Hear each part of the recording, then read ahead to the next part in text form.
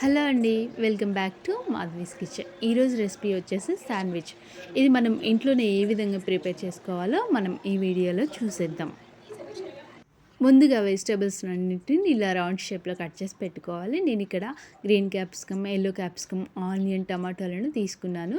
అందులో 1/2 table spoon మిరియాల పౌడర్ని వేసుకొని పాకే కింద కానీ కలుపుకోవాలి. ఈ విధంగా కలుపుకున్న తర్వాత ఆ తర్వాత నేను 2 టేబుల్ స్పూన్ బటర్ని ఇలా కరిగించి పెట్టుకున్నాను. ఇక్కడ నేను 4 బ్రెడ్స్ తీసుకున్నాను. ఈ బ్రెడ్స్ అన్నింటినీ కూడా సైడ్స్ నేను ఇలా కట్ చేసుకున్నాను. అదేవిధంగా అన్ని బ్రెడ్స్ని కూడా ఇలా సైడ్స్ మొత్తం కట్ చేసుకొని పెట్టుకోవాలి. ఈ విధంగా కట్ చేసి పెట్టుకోవాలి. ఆ తర్వాత మనం కరిగించి పెట్టుకున్నటువంటి బటర్ను బ్రెడ్ మీద అప్లై చేసుకోవాలి. తర్వాత మనం రౌండ్ షేప్లో కట్ చేసి పెట్టుకున్నట్టు వెజిటేబుల్స్ అన్నింటినీ బ్రెడ్ మీద పెట్టుకోవాలి.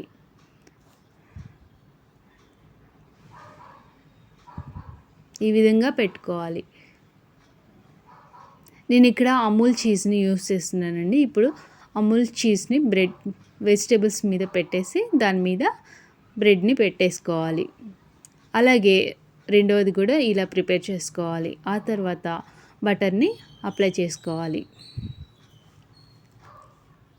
ఇప్పుడు ఒక శాండ్విచ్ మేకర్ని తీసుకొని అందులో మనం ప్రిపేర్ చేసి పెట్టుకునే బ్రెడ్స్ని వేసుకొని కుక్ చేసుకోవాలి.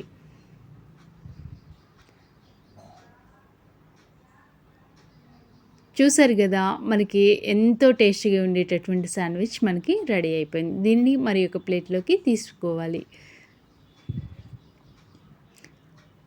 అంతే అండి, ఎంతో టేస్టీగా ఉండేటటువంటి శాండ్విచ్ని మనం ఇంట్లోనే ఎంతో ఈజీగా తయారు చేసుకోవచ్చు.